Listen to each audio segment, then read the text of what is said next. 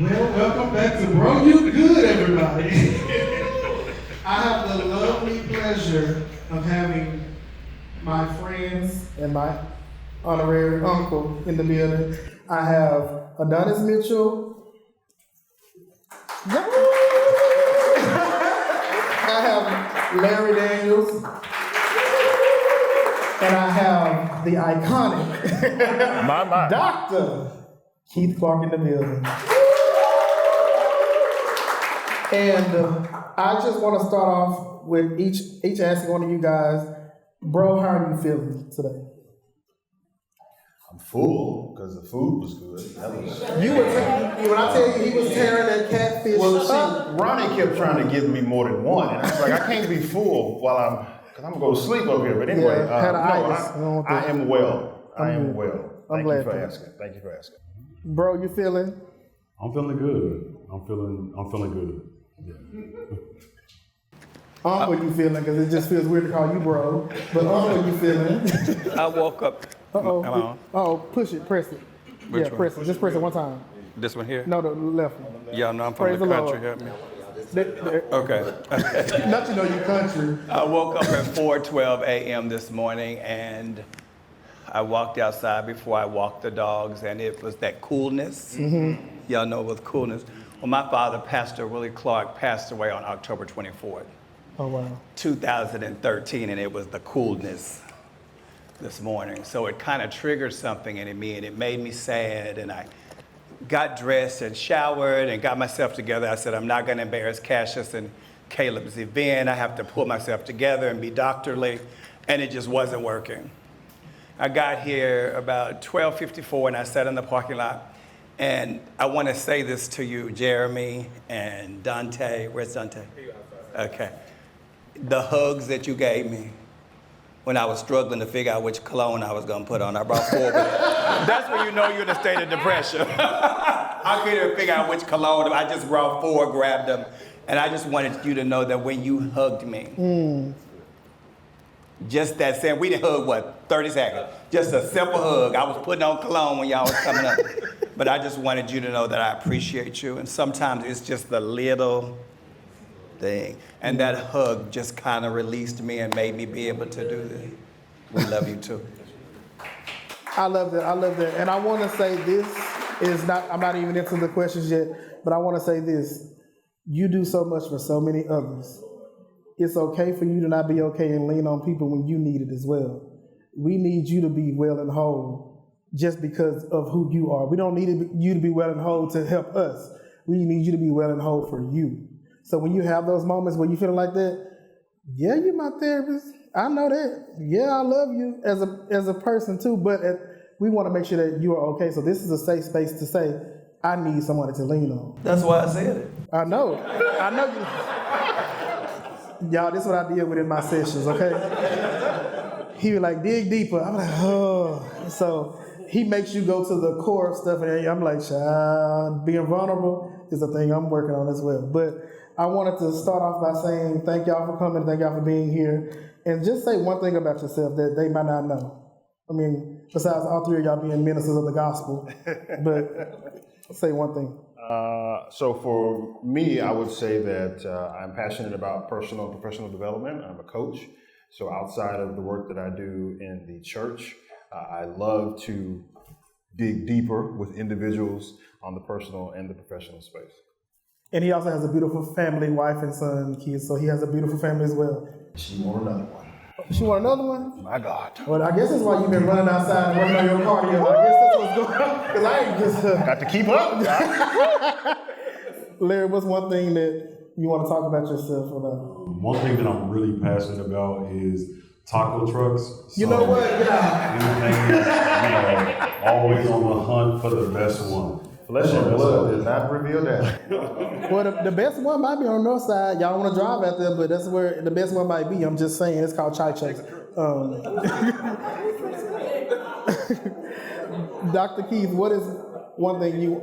That I'm a thrifter. I love to go to the thrift stores. Every now and then I'll buy something. I think it's just to kind of take my mind off of what I do all day. I just want to go see if I make up in my mind I want to find the funky green color. I rarely find the funky green color, but just to go. Well, you heard my mama say, I know that's right, y'all will be best friends at the thrift store, okay? But I want to segue right into the topic of faith and spirituality and Christianity, because a lot of people identify either Christian or spirituality now, so we want to tap into that conversations, but we all have our own codes of ethics, moral standards, of rules we live by. If you're a black man raised in the South, that will most likely start with church, praise God. But I want to talk more about how faith intersects our moral codes and how we handle our mental health and awareness, and just how we show up for people in our everyday journey and show up for ourselves. So the first question I want to ask, and any one of y'all can answer first, is faith enough? No. No. Faith is a good start, but it is not. It's just like being in a relationship. Love is not enough. There are things that you're going to need to do to not only enhance that love, to affirm that love, but when it comes to our belief system, whatever that may be for you, faith is not enough, because even scripturally it tells us that faith without is dead. So it can't just be faith. It is a good starting point, but it's not going to get you to the finish line. I mean, I agree 100%. I believe faith without works is dead. I believe that because you believe that God has provided for you in terms of resources or even people or community or professionals, I believe that because you believe that he put those things in place, that you utilize your faith by going to those places that you need in order to get what you need for your mental health. That's all I believe. I love it. Keith, same thing? Okay. So, Dr. Keith, this question is for you, since you didn't want to answer that one. How has your faith played a role in your personal mental health journey? I think for me that's easy. I think growing up as a preacher's kid and then having a mother that was a nurse, so we had the spiritual and the medical kind of mental component always. And also, too, my father had a master's degree. But this is what I want to say. When I was trying to figure out which type of therapist I wanted to be, the sure bet would be to get one that was a licensed master social work or a licensed professional counselor. That may be above your head. But that's not the one God wanted me to get. And he specifically told me that he wanted me to get a licensed Christian counseling degree. That degree does not come where you can bill insurance. So what does that mean? Pay out of pocket. You pay out of pocket, which means what? It sometimes can be a harder road. And my faith made me listen to God, and I followed him. And Cassius and I, we speak openly, and I think I was telling Cassius I have a waiting list of like 3 months. And because I listened to what God said for me to do. I think that faith, for me, they intersect. I think that mental health has just been what I know. My dad was one of the preachers that said, oh, that's out of my league. And when I say this, don't throw stones at me. A lot of pastors and preachers are not qualified to be your therapist. And so we get in different situations where and again, I thank God that I'm a bishop's kid, so I know that sometimes we reverence the pastor and the preacher instead of really realizing that they're presenting a word of God. That doesn't necessarily, they're just like people, just like us. And I think a lot of times we get too caught up, and the pastor cannot always give you what you need. That's why when you have a toothache, you go to the dentist. And when you have mental issues, you come to a therapist or a psychologist. Does that mean that some pastors are not qualified? Yeah, but I think we need to be really careful. You need to go who can really help you. Yeah, I totally agree with that. And sometimes it's okay to say to your friends, and I say this openly, we have to learn how to say, like he said, do you have the capacity? Do you have the capacity to handle what I'm about to tell you today, my friend? Because you don't know what that person is dealing with. You just don't know. You're not the only one going through something. We got to put that person to the side and say, do you have the capacity for this today? And I had to learn that, and I openly make sure nowadays to make sure I either text it or he made me journal. He said, Cass, you got all this stuff in your head. You need to write this down. And that works. It releases a lot of stuff off of me because, as we know, a lot of us in here are creatives. Baby, that mind be going and going. So we have to really start journaling and writing stuff out. Sometimes God wants that intimate time with you. Sometimes you don't need nobody else at that moment. You just need to write it out. Or if you can't text your therapist, because let me tell you something. If I text him after 7, he sleep. And I love that because a lot of times you think you have to be on for people over and over and over again. He said, I'll look at it in the morning if you text me after this time, because he can't go recharge if he's always on people's beck and call if you texting your therapist all the time. So it's okay to set boundaries. It's okay, y'all. It's really okay. And so I wanted to go right into the next question. Have you ever struggled with reconciling your faith and within your mental health needs? So if so, how did you navigate that? Because a lot of times we feel like when we go through things or we get a diagnosis of mental health issues or whatever, and we think that we're Christians or we got to be strong. It's like, why I'm dealing with this? And God, why did I have to go through this? And then how do you reconcile that within your faith? So I think it goes, can I call you Unc? Okay, I think it goes to what Unc was saying before. I'm just being real. We family. So yeah. I think there are various stages throughout our walk in faith where we're going to question certain things.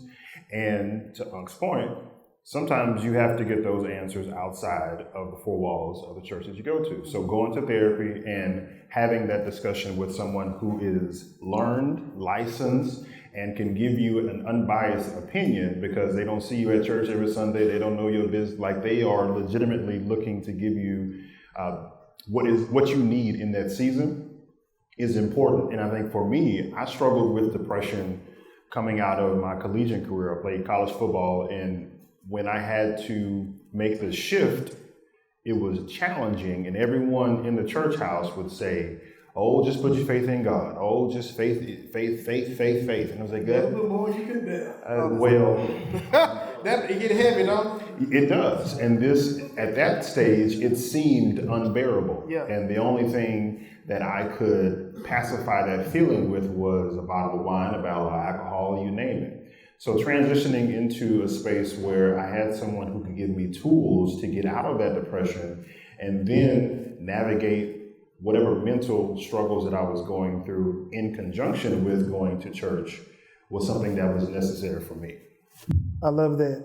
And Larry, I know you were openly talking about it on Facebook, and we even had private conversations about it too, but you posted a status. That's one of the reasons I'm asking you, because you posted on social media. So but I know this year, how does your journey to, overcoming things this year. So I saw you shared your story about how you literally lost everything and God has restored you now. So I want to share your story with someone in the room, because I know we all can relate to that. And there's somebody in the room that might be in the midst of losing everything. They don't know how to swim back up. But share your moment of how God carried you through, even in the midst of you don't know where you're headed. Yeah, that was hard. But last year, I basically lost everything. I'll say this, I lost my job, I lost my car, all the money in my bank account I had lost. And we talk about all these things in a matter of 24 to 48 hours. So I lost everything and I hit rock bottom. I had to move back home at 30. And so not only losing everything was that difficult, but then who thinks that they would have to move back into their parents' house at 30 years old? You deal with I should be further and what happened. And so it was a really, really dark space. And I was actually extremely depressed. And I think that what helped me to get through what I was going through was not only to be honest with my therapist and my community that I was with, but what also helped me to get through was being honest with God.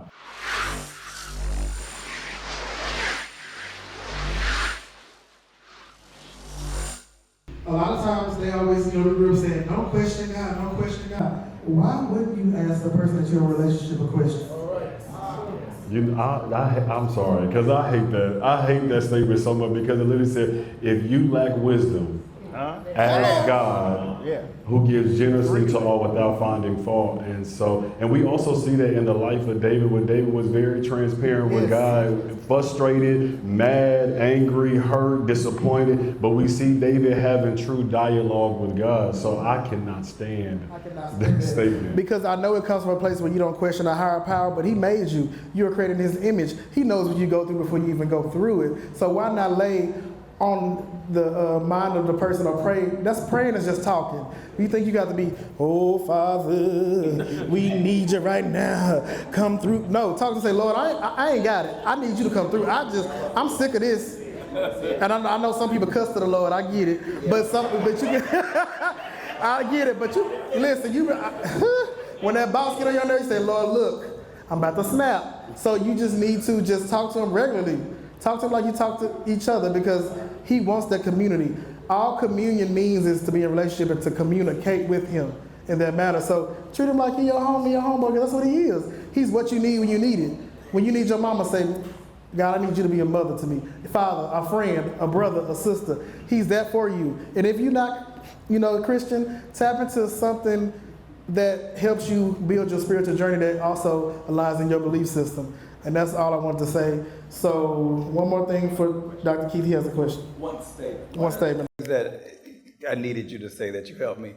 The scripture that says obedience is better than sacrifice. And I think sometimes I think we have the answer. Yeah. We hear it. It's clear. You don't. It's not in the wearing in the trees. God is telling you to go backwards. Somebody is struggling with going back because they think of how it's going to look. And until you're obedient and go back, you'll never go forward. Somebody you'll know. Because there's this pride that we have. At 30, I should have this amount of money. At 45, I should drive this kind of BMW. At 55, I should be this. You'll never get there if you don't go back to the 25. If you missed it at 29 and 30, you have to go back to the 25. And then God will start to bring you to where you need to be. So many of us are functioning in a place of unrealistic pride. It's a man-made thing that somebody set up for you. Who said you got to have 3 kids by 35? And I think we start to live our lives and we start thinking that these are the mandates and the statutes. And so if we don't reach them, we're failures. We are not failures. God did not create us to fail. He did not. And I'm glad you said that, because a lot of times in life we don't accept change. And it's bringing me up to what we talked about in one of our creative summits from Link Up, learning how to pivot. Almost a year and a half ago, I had to pivot backwards to the workforce. And I didn't know why, but I know why now, right? I was a solo entrepreneur, and Dr. Keith would always say, I'm so glad you put your ego and your pride down to go back, because it's been the biggest blessing of my life. I'm learning everything. I've learned stuff that I didn't even know, and learning stuff that's going to prepare me forward in a career. I said, God, you're so strategic. And I had to lay down my ego and pride and say, let me go back and learn. Let me go get secure. Dr. Keith said, go secure that check because clients are funny acting. And it's just been the biggest blessing of my life. And I wouldn't trade it for the world. But sometimes you have to be vulnerable enough to pivot back. And of course, God has seen you signs. I was on TikTok. Y'all know I love social media. And this girl literally said, we carry the pride of trying to act like we, as entrepreneurs, I don't want to go back to work. I don't do that. But it's okay to go back. It's okay. Because let me tell you something. When you got that short check and got that extra income from them clients, you can breathe a lot easier. And also, Dr. Keith told me this too, you can choose who you want to do business with. So it's okay. I be listening to you. I know some people here probably say, I don't be listening, but I listen. It's okay to pivot. It's okay to go backwards. Because if you go backwards, you probably need to learn something there, and it's going to help you go. All things work together for the good, for your future. So just know that. And again, let them know where they can find you. Let them know where they can follow you and what you got coming up next. So you can find me everywhere AD Speaks, as far as social media is concerned. As far as projects that I have coming up, a very similar platform that you and Kaleb have cultivated, I will be launching in November. So be on the lookout for the session, the Conversation Connected Men, that'll be on YouTube. Look forward to having some of you a part of the conversation.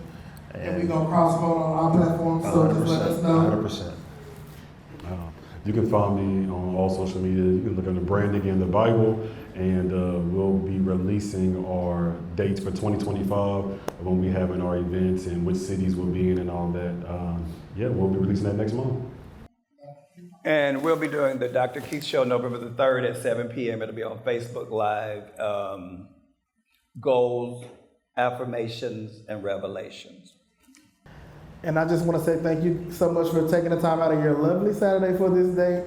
And just know that I love you guys and I love the relationship we built. And thank y'all for being there for me when I need it. So I appreciate it. And give a round of applause for them, guys. Thank y'all.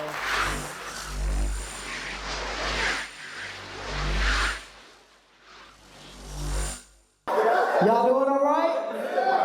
Y'all good? Okay.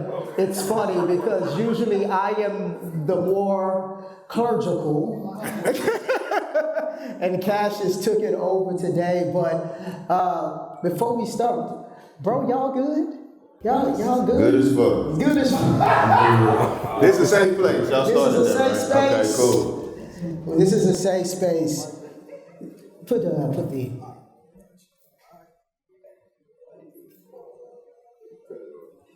You gotta turn it on. Hit it. There we go. So, first of all, guys, thank y'all truly for being a part of this conversation that is so not only necessary, but it's timely. You know what I'm saying? It's really, really timely. And, before we get in, I pretty much know every one of you guys, but Reese, I will tell you all this. Reese is the reason I am sitting here. Reese saw me speaking at a Black Lives Matter rally and said, you need to speak. And my first speaking engagement in advocacy was at one of his events. So it's just amazing how things go full circle. Reese, just tell us a little bit about yourself and what it is that you do before we get into the deep shit. Got you. I hate to hear myself talk, so if I'm cringing, excuse me. But my name is Reese Caraway. I am currently the Associate Director at ALGO, which is a community-based organization in Austin, Texas. And we serve Black and brown, queer and trans people of color. I am Third Ward's finest. Come on! I am a public health consultant and a curator, also an artist as well. And I am just very grateful to share space with you all today. Yeah, y'all give it up for Reese. And this brother right here, man, I have watched you on social media, and this is the first time that we've actually met. But man, Twan, thank you for being here, man. Just tell us a little bit about yourself. You really from Dallas, so you've been, rolling these Houston streets a little bit lately. So the community definitely has been seeing your face, man. So just take a moment to just introduce yourself, who it is you are, and what it is that you do. Sure. My name is Twan McGarry. I am the new program manager for the amazing The Normal Anomaly. Yeah.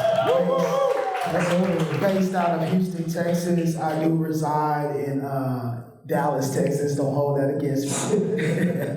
But yeah, so I'm a peer supporter program manager for the Normal Anomaly, like I said, and we just basically focus on the well-being and the empowerment of LGBTQ community. Thank you, man. Thank you for the work you do. And here it is.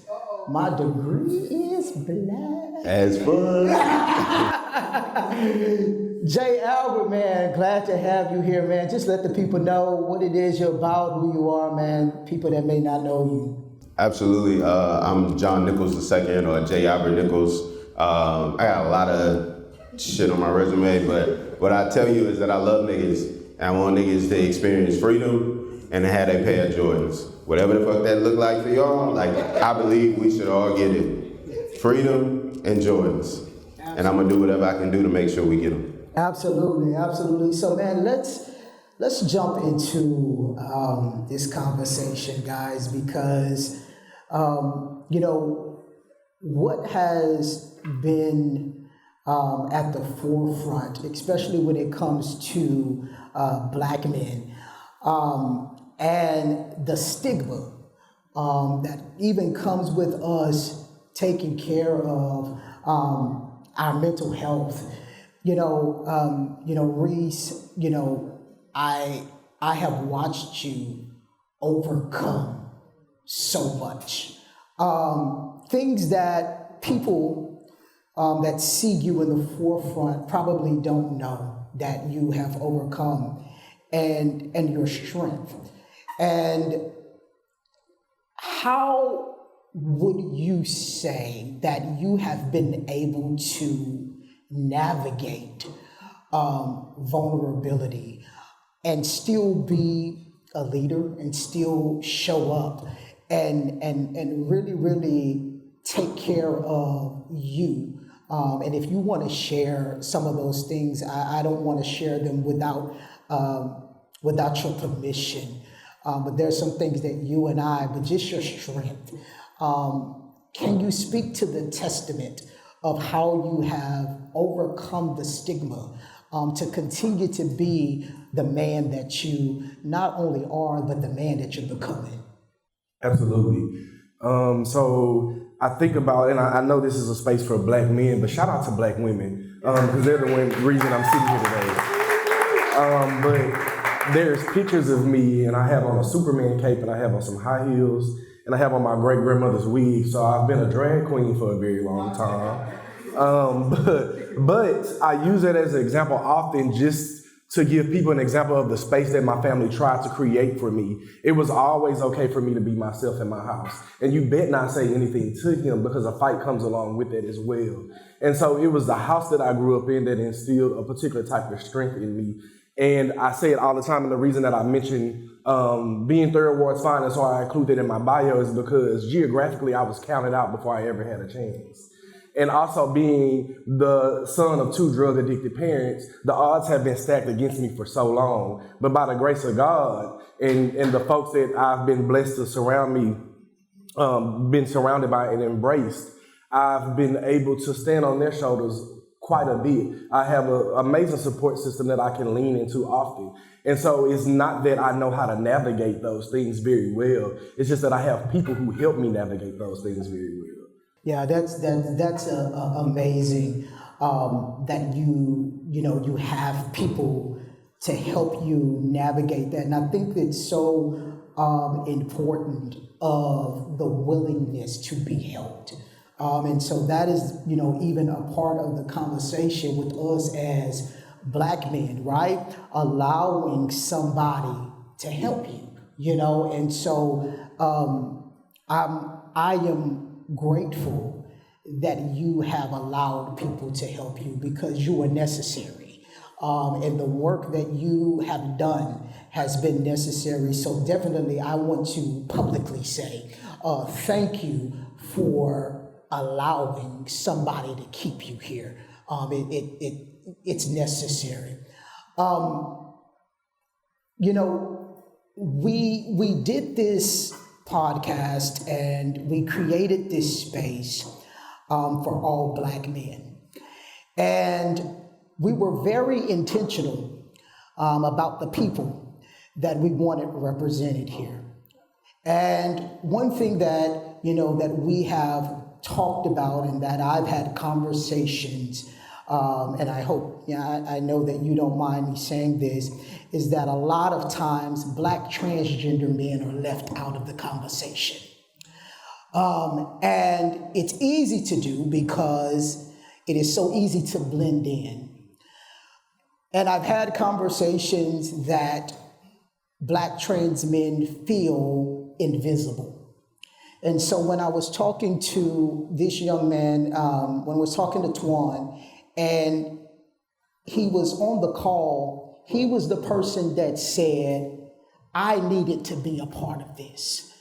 And so, Twan, that's been sitting with me ever since you said that, because it let me know that even in your advocacy, nobody checks on Black trans men's mental health. And so we don't have those conversations. And, you know, even I told Cassius that I don't want to talk about advocacy. I want to talk about how this Black trans man feels as a person, because he has a voice that many don't get to tell what that life looks like. I know that you're a father, you know, you're a husband. So how do you navigate operating in so many intersections, right? Without always having someone to check on you? That's a great question. I want to say first and foremost, first of all, I just want to say the key for me is to embrace all parts of my identity, correct? And it's important as a Black trans man to surround yourself around supportive communities and people who affirm your Blackness and trans experience, right? So being around community has helped me for so long, because again, when I started transitioning medically transitioning for about 9 years now. And I lived as stealth, meaning that I would never disclose my gender identity, because, you know, this is a crazy world, you know what I'm saying? And at the same time, I was trying to get to know myself before I was able to navigate through this society. And so I just feel like, just going back, I was stealth, but knowing that I needed to be visible, because I knew it was something in our community that was missing, and that was the awareness and the education about the existence of trans men. So I just felt like that was my vessel, and that was the reason why God placed me on in this path, just to help others that's coming behind me. So I just feel like community helped me a lot with trying to navigate and being able to prioritize my mental health, whether it been like music takes me to a place, working out takes me to a place. So just being able to learn how to prioritize your mental health during this whole work is very important. It's essential, and you know, and just being around community again is game changing. Yeah, and it's amazing that when I mentioned this, everybody's face went blank. That means that you don't really even know that Black trans men exist, or that you know them, or that you converse with them, or that you check on them. And so this is why, you know, this conversation is important, because like Cassius said yesterday, when we walk out that door, don't nobody care if you trans, straight, you're a Black man. And so this is the part of community. And so in speaking of community and how we navigate in those spaces, one thing that I have been hearing a lot, and I'm sure we hear it, is breaking generational curses. And when we hear that, we normally hear that coming from our Black women, that they have to break generational curses. But as Black men who have grown up with fathers who are addicts, who have grown up without our fathers, who have estranged relationships with our fathers, I think it's important that we start having the conversation of who has been our mirror and how do we break those generational curses. So, Jay, you know, when you hear that, and I've heard you do some amazing poetry that has really shaken me to my core sometimes. And so as Black men, how do we even begin to unravel the things that we have experienced generationally from our fathers, from the men in our communities, that would speak to actually getting to the healing process? Yeah, so I want to start with saying, me and my dad, we have a great relationship. He is a 5-year-old at heart and in mind at times, but he is like Superman to me, and I fuck with that nigga. He comes see me every Thursday, bring me a newspaper. We had not talked, I won't be talking to him for months at a time as I navigate my own healing at times, and he will still come every Thursday, leave me a paper, ring the doorbell, and call. And I won't pick up the phone. Sometimes I won't come to the door, and every Thursday, he's gonna come. He's like, hey man, look, I don't got the tools. I don't know none of that. Nobody taught me any of that, but if you tell me what to do, then I'll do it, you know? And so when I think about, I'll say this, I was sitting over there and I was like typing some notes based on the questions and stuff like that, because I know I can get long-winded. And one of the things I wrote down was they need to know is that it's not enough that they know you. It's not enough that they love you. It's not enough that they care about you. They need to look like you. Otherwise, the care, all of those things, it's just out of reach because the person giving it to me or what I'm receiving doesn't look like me. And so then it's difficult for me to wrap my head around me doing the thing for me. When Reese was just sharing, Antoine too, about just like their identities and navigating, you know, those things, it made me think about how when we're born into this world, like we're seen for a very small second in time. And then after that, everybody throws all that shit on you. All them prayers, them not your prayers. You don't even know what prayer is. You don't got the words yet. You don't have the language yet. It's people's expectations, their desires.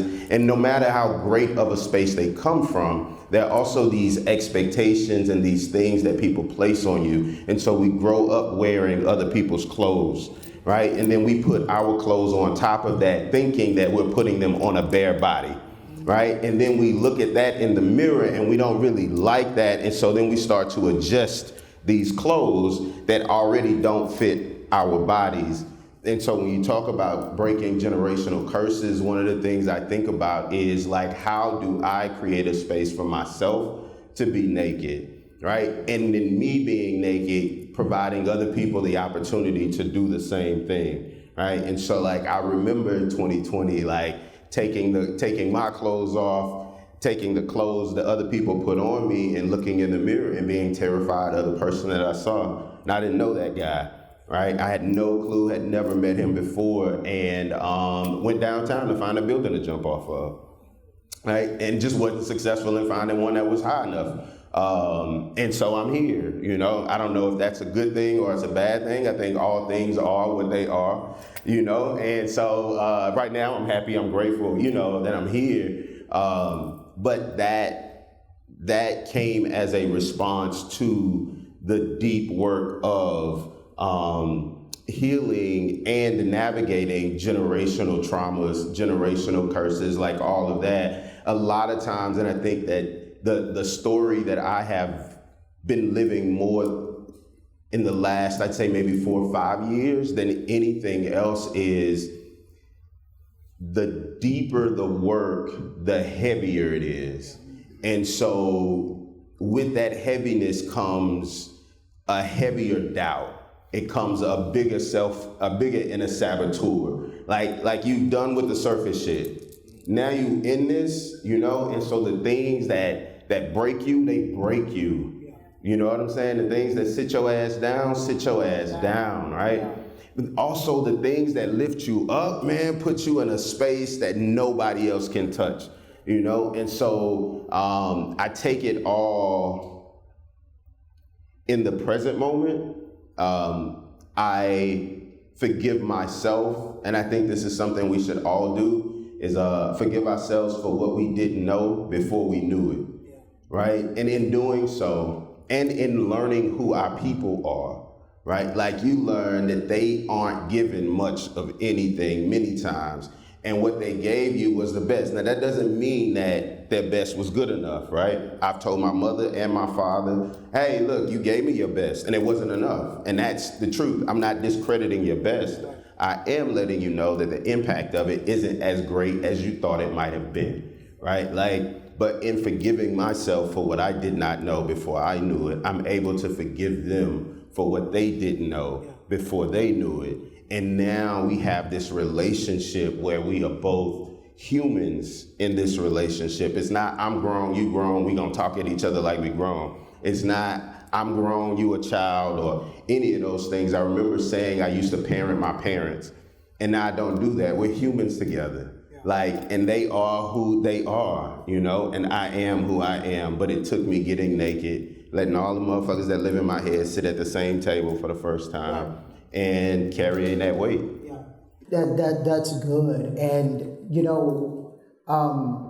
Reese, you brought up something, and I think it is worth you speaking to, of you being a byproduct of two parents who were addicts. And I could only imagine the decisions that you've had to make to not be that. And so can you tell us what that looks like when you're looking at the trajectory, of your life?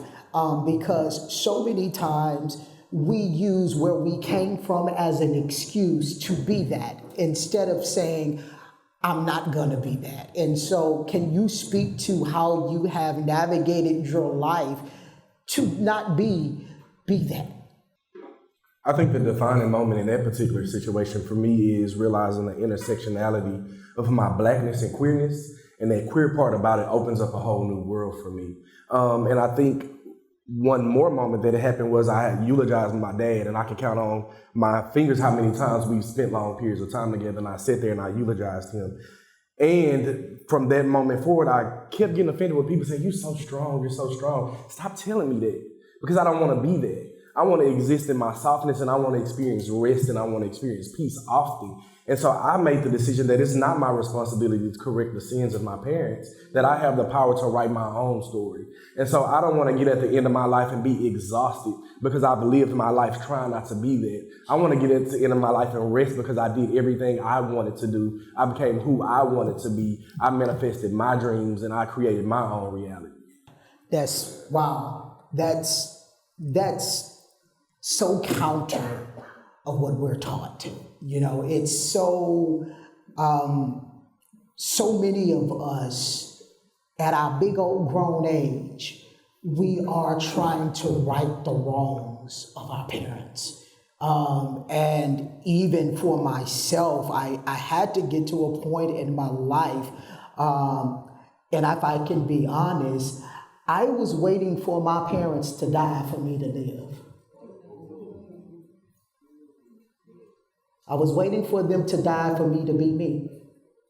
Until I said, well, shit, what if they outlive me, then what I'm gonna do? And so many of us in this room, because y'all said, ooh, and I felt it, are not living in our true self because the little boy doesn't wanna disappoint our mother. The little girl in you doesn't want to disappoint your father. The people that live their life, they're dead and gone. And we are still trying to impress our parents. And so thank you for that. Thank you for saying that, because somebody needed to hear that. Somebody needed to hear that it's okay if they got it wrong. But I have to make the decision to get it right. Twan, I want to, before we, kind of wrap up and close, if I may ask you, why did you feel like you needed to be here? Because when you said that, you kind of opened up, but then you didn't. And that's where we are as Black men, because we don't feel safe to say, well, I feel like I need to be here because I'm depressed, or I feel like I need to be here because I'm suicidal. I feel like I need to be here because nobody at home listens to me. And so whatever that reason is, what was that moment when you said that? What was that moment of, I need to be a part of this? Oh man, so you know, again, I just want to thank you for this opportunity. I've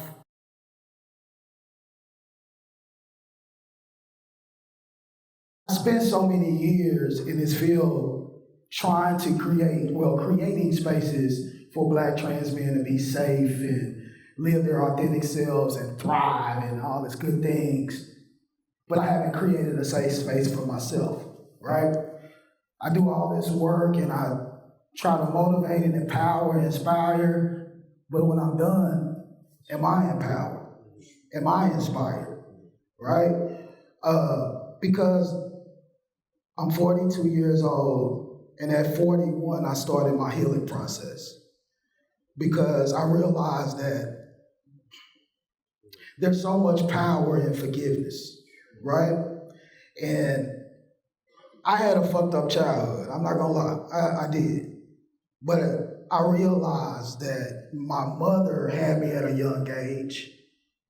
And you have to learn how to give your family grace, right? Because when you go through any type of transition, specifically female to male, you have to realize that, in my case, I was my mother's first daughter, right? So going through this shit, you got to realize that people are not, you're not just, yeah, you transitioning to live your authentic self, but at the same time, you got a package full of people that loves you and that's transitioning with you. And so it took me at 41 years old to realize, like, damn, Twan, you carrying weight that you really don't even have to. If you just release some of that shit, you can really thrive.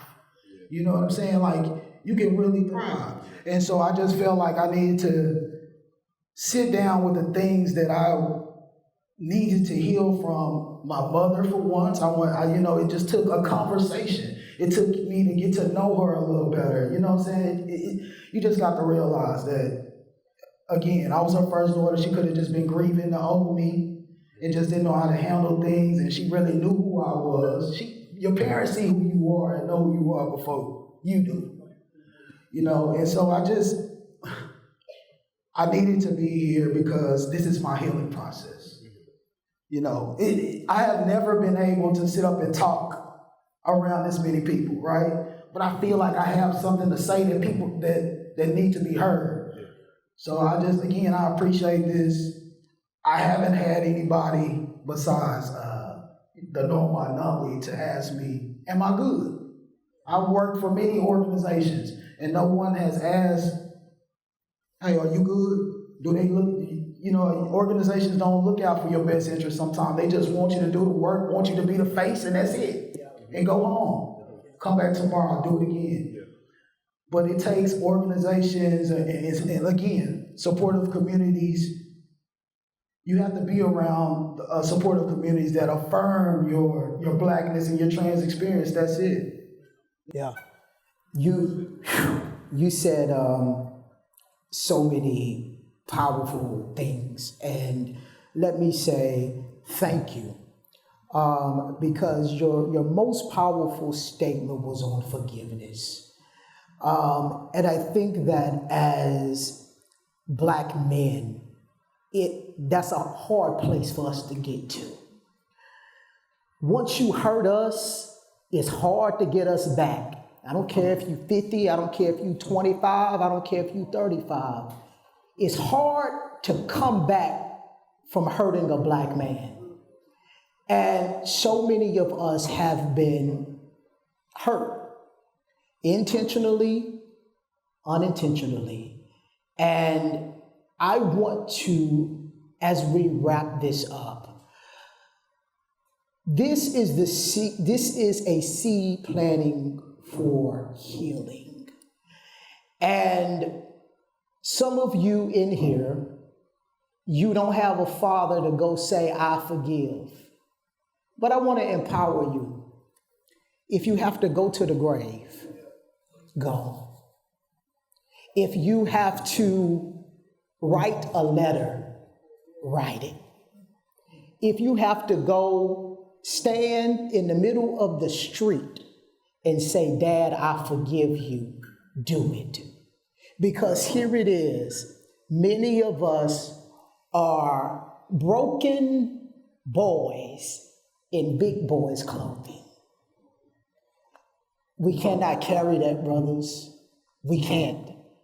Outside of you being gay, outside of you being trans, outside of you being cisgender, outside of you being a pastor, you cannot carry it. And everybody that is in this building, you were here for a purpose. And so as we continue, guys, thank you. Thank you for being vulnerable. Thank you for even sitting here, because that means that you trusted other Black men with your voice and with your truth. And so that is the step in the right direction.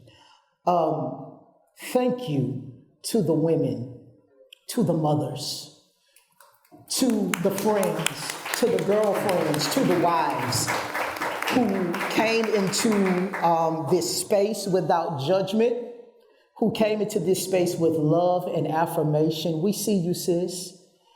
And guess what? We about to ask if you good soon too. So get ready. And I say that because there is a war on Black femininity and Black masculinity every day that says we don't need each other. And if we don't love one another, if we do not get on one accord, we will become extinct. And that is the plan, for us to not be here. So as much as we have conversations like this, there will be conversations that we have to have together as well. There's conversations, this is just a seed. So thank you guys for being here. Thank you for being vulnerable. Thank you for trusting us with your stories. And if you're not good, we're gonna collectively make sure that we all get to good. Thank you guys for being here, and let's continue doing this work. Thank you.